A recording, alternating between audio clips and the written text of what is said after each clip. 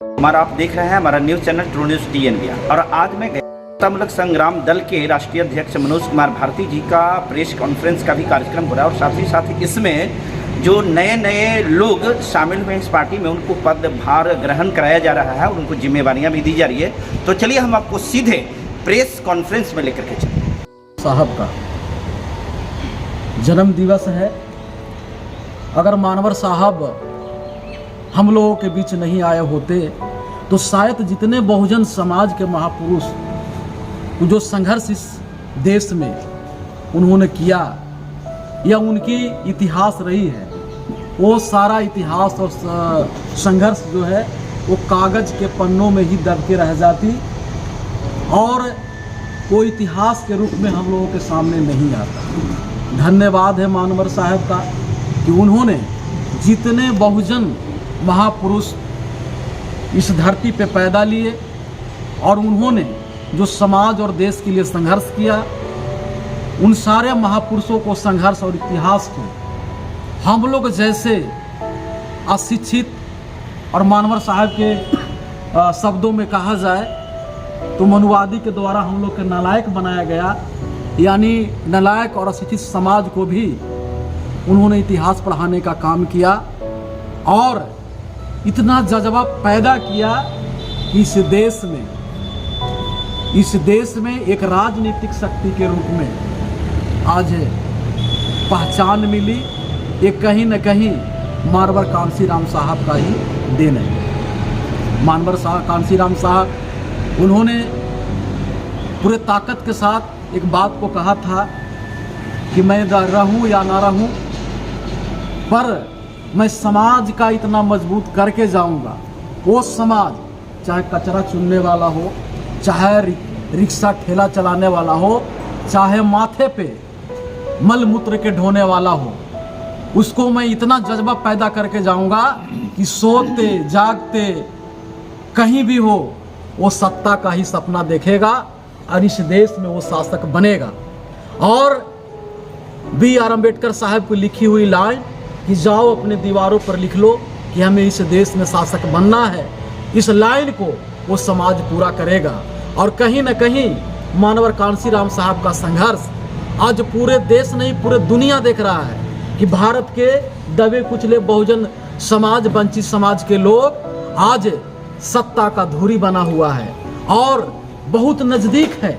थोड़ा सा और अगर हम लोग मेहनत कर लें, भाईचारा पैदा कर ले तो निश्चित रूप से आने वाली 2024 जो होगा वो भारत के इतिहास में एक लाइन लिखी जाएगी और बहुजनों की सरकार होगी और सच्ची श्रद्धांजलि मानवर साहब का यही होगा। और हम लोग भी चाहते हैं कि मानवर कांशीराम साहब का जो उन्होंने जुनून पैदा किया कि हमारे महापुरुषों को जो सपना है उसको पूरा किया जाए और शासक बना के किया जाए, उस शासक बनाने के लिए ही खास करके बिहार में हम लोगों ने लक्ष्य तय किया है। समता मूलक संग्राम दल ने कि आने वाला जो 25 है उसमें हम अपने मानवर साहब को सच्ची श्रद्धांजलि देंगे और बिहार के सरकार पर कब्जा करके यानी बिहार में अम्बेडकरवादी सरकार बना के उनको हम लोग सच्ची श्रद्धांजलि देंगे। उसी के कड़ी में आज हम लोग पार्टी का विस्तार भी करने जा रहे हैं। तो पार्टी का विस्तार हम लोग करने जा रहे हैं तो उसमें कुछ महत्वपूर्ण पद है जो अगले हम लोग 28 फरवरी को रैदास जयंती पे हम लोगों ने महारैली किया था, उसमें हमारे मित्र शामिल हुए थे, उनको आज पदभार हम लोग दे रहे हैं। साथ ही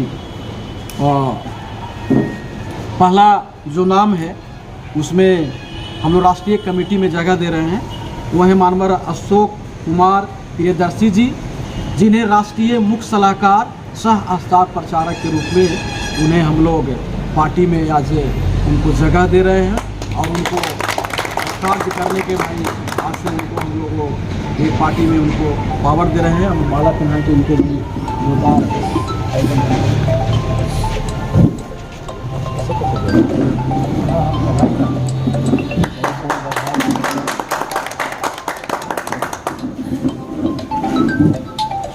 वैसे रहिएगा थोड़ा सा भैया भैया थोड़ा खुलवा धार लीजिएगा ना, पेपर दे देंगे ना।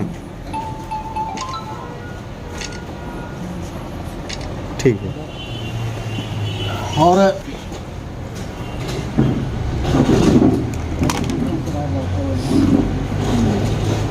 माननीय डॉक्टर सुरेंद्र कुमार दास जी हैं, जिन्हें राष्ट्रीय सचिव घोषित किया जाता है। वो भोजपुर जगदीशपुर के रहने वाले हैं।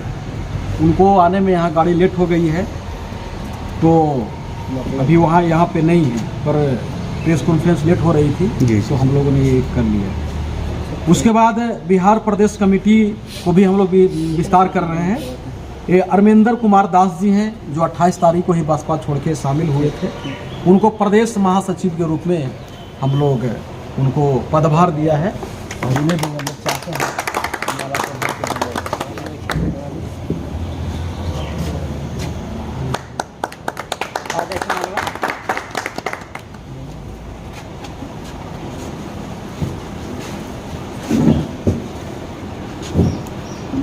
और डॉक्टर सुनील कुमार हैं, ये भी भोजपुर से ही हैं, दोनों साथ में ही हैं, आने में उनकी लेट हो रही है।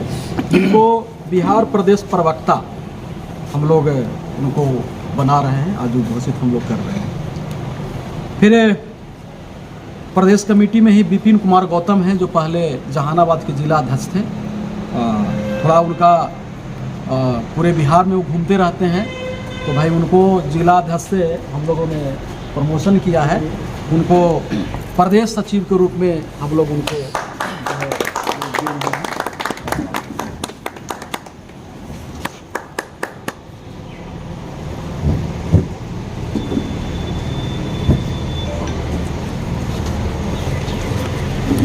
ये रीता देवी जी हैं, वो बसपा से चुनाव लड़ चुकी हैं, बाराचट्टी 2020 का विधानसभा है ना। उनको महिला सेल का अध्यक्ष हम लोग घोषित कर रहे हैं। उषा देवी हैं, पंचायत समिति है ना, पंचायत समिति है बजीरगंज पंचायत, ग्राम है बुधघरिया, उनको महिला सेल के उपाध्यक्ष हम लोग बना रहे हैं। पंकज कुमार रंजन जी हैं, जिनको जिला सचिव हम लोग बना रहे हैं। जो पंकज जी यहाँ उपस्थित हैं, है कि नहीं, उनको हम लोग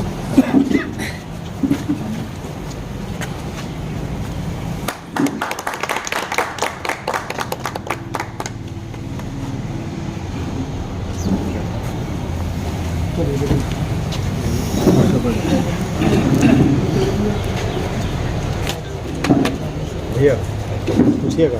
और पार्टी की विस्तार जो है 19 मार्च को चमार रेजिमेंट महारैली दाऊद नगर में प्रस्तावित है।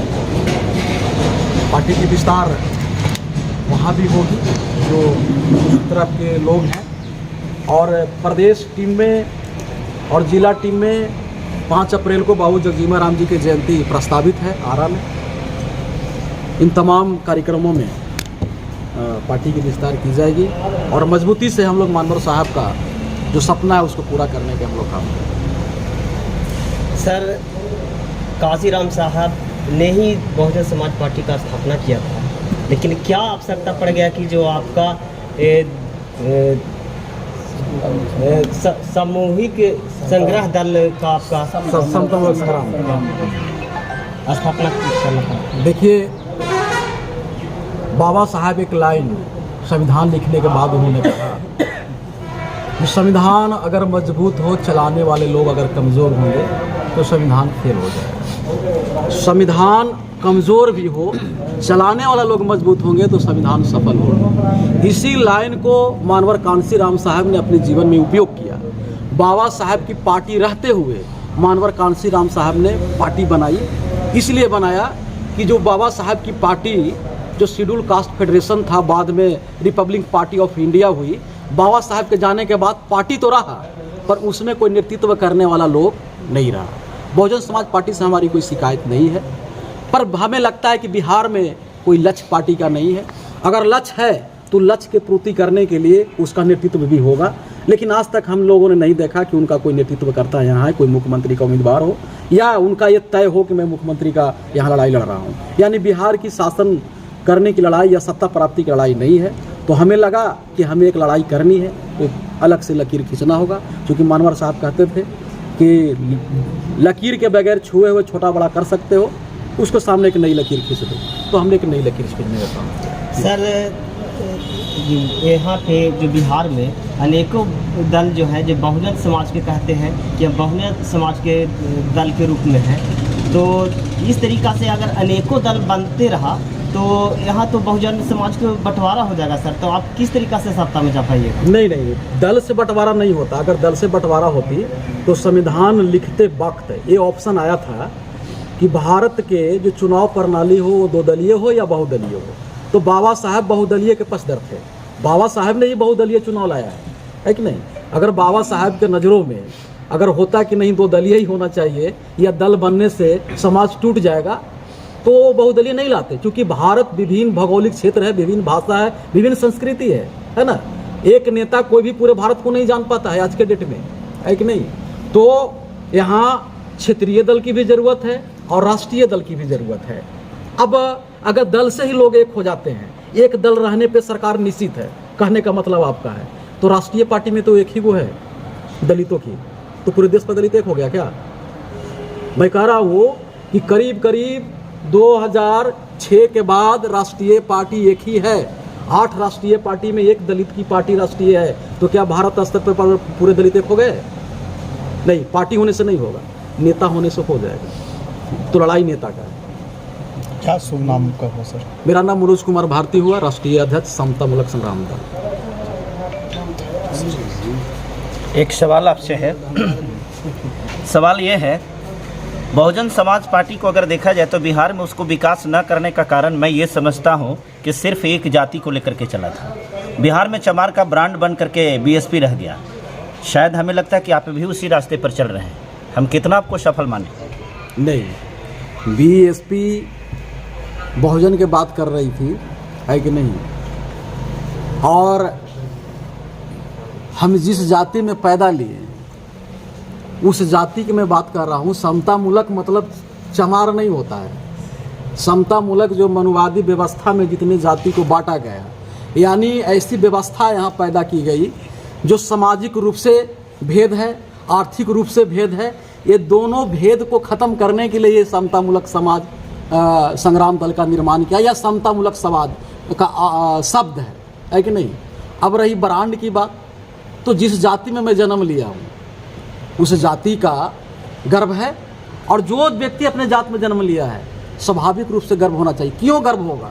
इसलिए कि हमारी जाति के मनुवादियों ने नीचा कहा, हमारे जाति को गाली के शब्द किया। तो मैं दहाड़ के कहता हूँ कि हमें गर्व है, मैं उस जाति का चमरान ब्रांड हूँ, और जिसको लड़ना है वो आन के लोकतांत्रिक तरीके से जो भी जैसे उनको चर्चा करना है वो करके हमको हरा के दिखाए, तब हम मानेंगे कि हम नीचा हैं।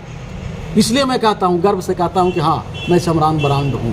पर हमारी लड़ाई जो है वो है मनुवादी व्यवस्था को ख़त्म करके समता मूलक समाज को स्थापना करना। आज भी बिहार के लोग, बहुत सारे लोग समझते हैं कि समता मूलक संग्राम दल को स्थापित करके बिहार में कहीं ना कहीं एक तबका को कमज़ोर करने का प्रयास किया जा रहा है। इसके संबंध में आपने अभी बताया कि ऐसा कुछ नहीं है। कॉन्स्टिट्यूशन लिखते समय बाबा साहब ने भी इसके बारे में लिखा कि इससे कमज़ोर नहीं होता है। परंतु मैं ये जानना चाहता हूँ कि आपको आखिर ज़रूरत क्या पड़ा कि दूसरा पार्टी बनावे? स्वाभाविक बात है, मैं ये कह रहा हूँ कि बिहार में सत्ता की लड़ाई लड़ने वाली जो पार्टियां हैं वो अम्बेडकरवादी पार्टी कोई भी नहीं है। यहाँ आप देख रहे हैं कि समाजवादियों की सरकार यहाँ है। समाजवादियों की 2 टर्म की सरकार चली, एक खांटी समाजवादी रख लीजिए और दूसरा नीतीश कुमार भाजपा यानी समाजवादी गोडसेवादी की यहाँ सरकार रही है कि नहीं? तो आज के डेट में अगर देखा जाए तो जो अगला पंक्ति के नेता हैं जो 2025 में यहाँ 2 धारा की राजनीति होगी, एक तरफ राजग और एक तरफ महागठबंधन। तो राजग अभी बीजेपी को रोकेगा बिहार में कौन?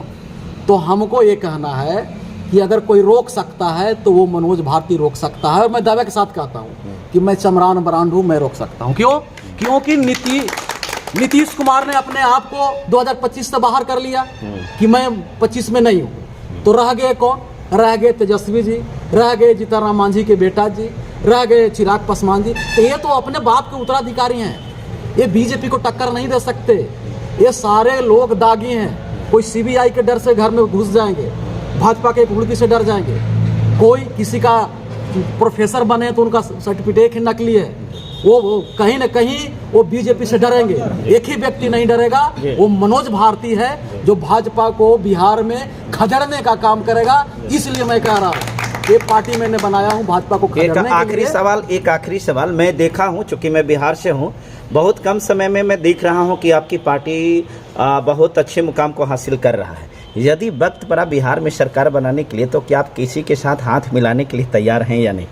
नहीं, ये मैं आपकी बात से सहमत नहीं हूँ। आप ये पूछिए कि आप किसी को आपको कोई मदद करेगा तो लेंगे कि नहीं लेंगे। सरकार मैं बनाना जा रहा हूँ। अच्छा। जिनको मदद करना होगा वो आए, हम सभी को सरकार में मदद लेने के वेलकम। चलिए, बहुत बहुत शुक्रिया सर, धन्यवाद।